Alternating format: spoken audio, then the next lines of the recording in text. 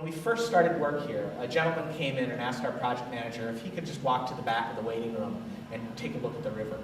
So Paul, who's an affable guy, says, "Oh sure, I'll give you a hard hat and vest and walk you back." And the guy said, "You know, I'd kind of like to go alone if that's okay." So he lets him go back. The guy takes his time and he comes back and he has tears running down his face. And he says, "That's where I said goodbye to my father as a child."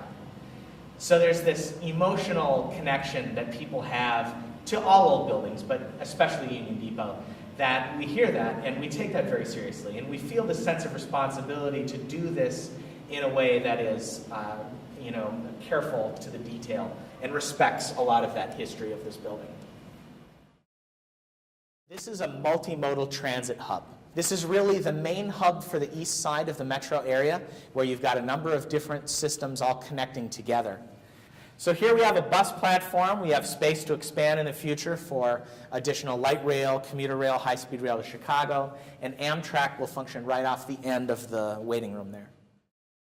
So Union Depot was thought of by many as the living room of St. Paul. So we think of that as not being just getting off a train and getting onto a bus, thinking of it just as a transit use, but really a place where people will enjoy public space. Back in the day, you had almost 300 trains a day serving this facility. We're very excited to be bringing people through this building now, starting to build that enthusiasm. Some of you probably know a lot about this building. I always like to start off the tour by recognizing that there are people who've been trying to build these projects longer than I've been alive.